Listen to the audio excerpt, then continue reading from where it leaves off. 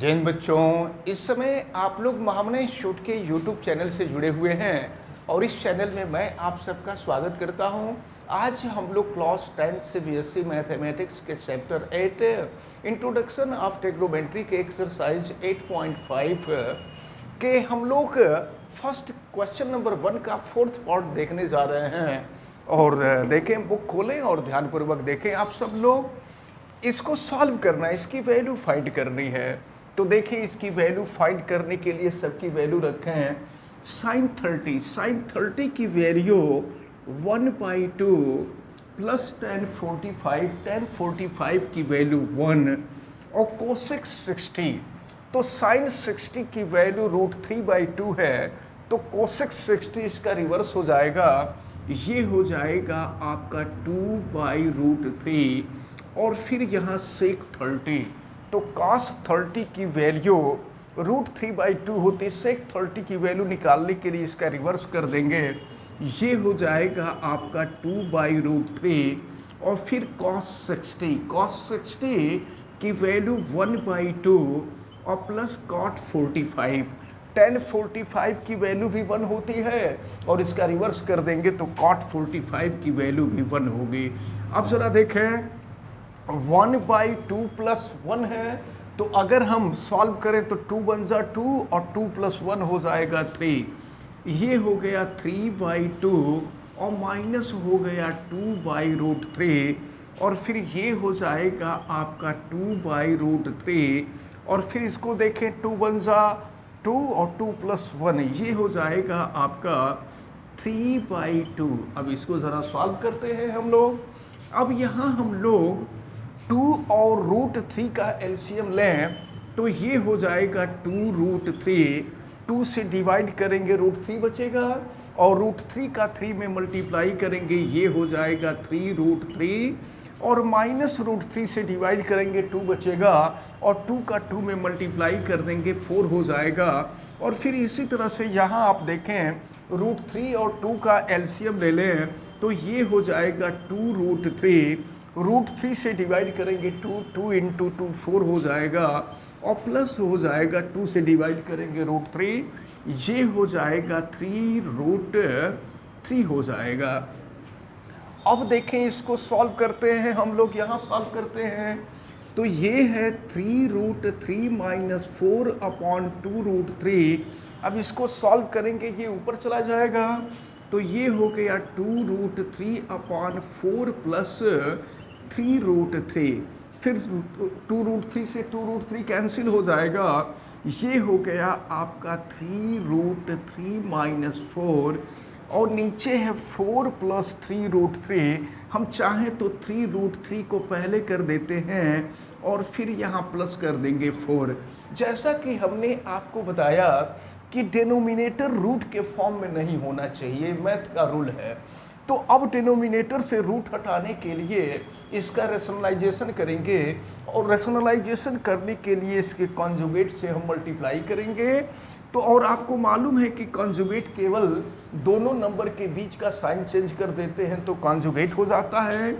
ये है 3√3 - 4 और फिर ये भी 3√3 - 4 हो जाएगा। अब देखें तो यहाँ a - b और यहाँ भी a - b है, तो a - b का होल स्क्वायर हो जाएगा, ये हो गया 3√3 - 4 का होल स्क्वायर। और नीचे अगर देखें तो ये a + b और ये a - b, a² - b², यानी ये हो जाएगा 3√3 का स्क्वायर और माइनस हो जाएगा 4 का स्क्वायर। फिर इसको सॉल्व करते हैं यहाँ पर, तो a - b का स्क्वायर करें, a² - 2ab + b², तो 3√3 का स्क्वायर करेंगे तो देखिए क्या हो जाएगा। यहाँ हम लिख देते हैं बल्कि 3√3 का स्क्वायर और माइनस हो जाएगा 2 × 3√3 × 4 और फिर हो जाएगा प्लस 4 का स्क्वायर। और फिर यहाँ देखें नीचे क्या होगा, 3√3 का यहाँ भी स्क्वायर है तो √3 का स्क्वायर करेंगे तो 3 हो जाएगा और फिर 3 का स्क्वायर करेंगे तो 9 हो जाएगा।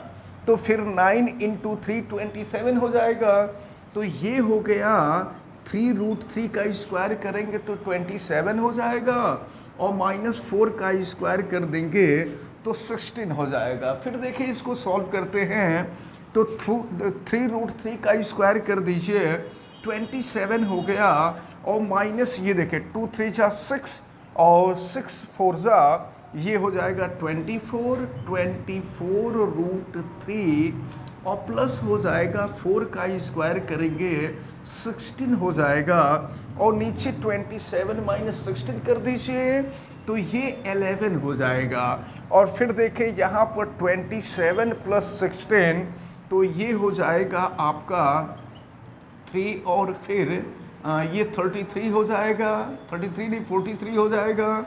ये हो गया 43 - 24√3, और फिर ये हो जाएगा अपॉन 11। तो ये जो क्वेश्चन नंबर 1 का जो 4th पार्ट है, ये 4th पार्ट आपका सॉल्व होता है। चलिए अब हम लोग 5th पार्ट को देखते हैं और रखते हैं वैल्यू।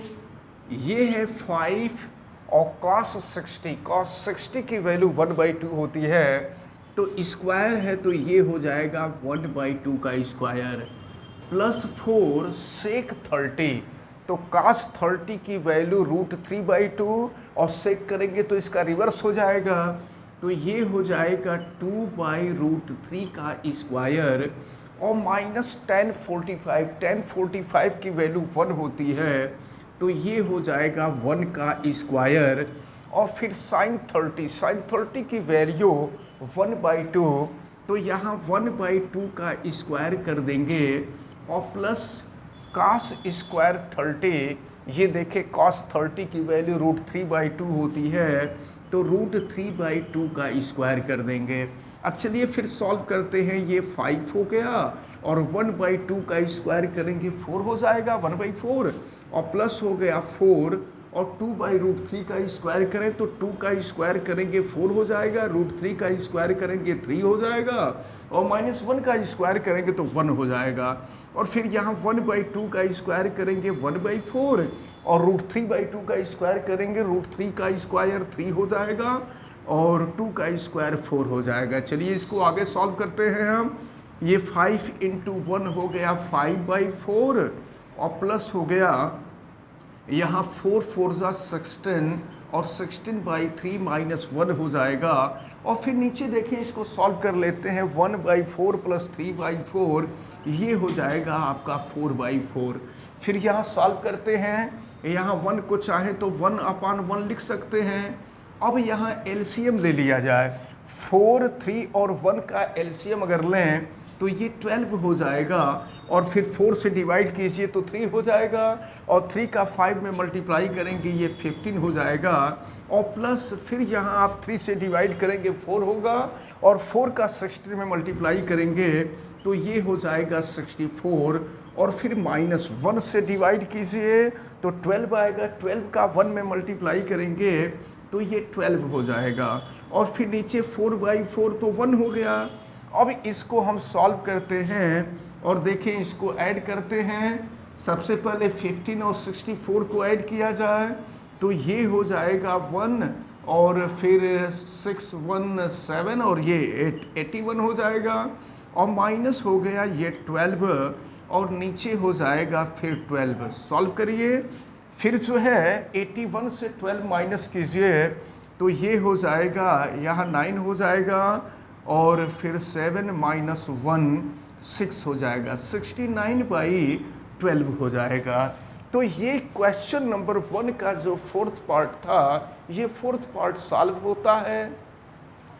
चलिए देखते हैं, यहाँ थोड़ा सा एक फॉल्ट हो गया था।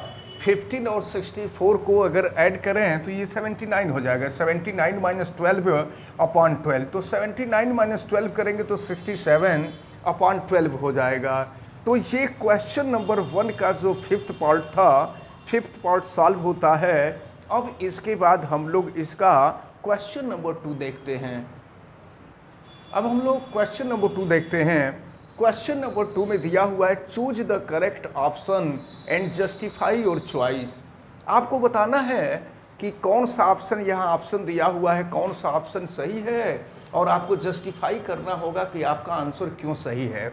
तो चलिए देखते हैं, इसको सॉल्व करते हैं। तो ये 2 और tan 30 की वैल्यू 1/√3 और ये 1 + tan 30 1/√3 का स्क्वायर हो जाएगा। फिर ये है 2/√3 और यहाँ सॉल्व करें 1 + 1 का स्क्वायर 1√3 का स्क्वायर करेंगे 3 हो जाएगा। और फिर ये हो गया 2/√3, यहाँ सॉल्व करें तो ये 3 बन जा 3 + 1 ये हो जाएगा 4/3। फिर देखें क्या मिलता है 2/√3 और 3 ऊपर चला जाएगा 4 नीचे आएगा तो फिर 2 × 2 = 4 हो जाएगा। तो ये हो गया 3/2√3 और देखिए 3 को हम क्या लिख सकते हैं, 3 को √3 × √3 लिख सकते हैं और नीचे है आपका 2√3, √3 से √3 कैंसिल हो जाएगा, ये हो गया √3/2। अब आपको देखना है कि किस ऑप्शन, यहाँ पर 4 ऑप्शन दिए गए हैं, किस ऑप्शन की वैल्यू √3/2 आएगी। तो फर्स्ट में आपको sin 60 दिया हुआ है, तो sin 60 की वैल्यू √3/2 है।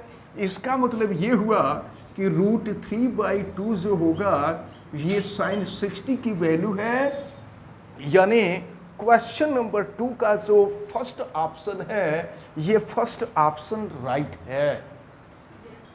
अब हम लोग इसके सेकंड पार्ट को देखें, 1 - tan² 45/1 + tan² 45। तो ज़रा देखिए 1 - tan 45 की वैल्यू 1 होती है, तो यहाँ 1 का स्क्वायर हो जाएगा और 1 प्लस यहाँ फिर 1 का स्क्वायर हो जाएगा।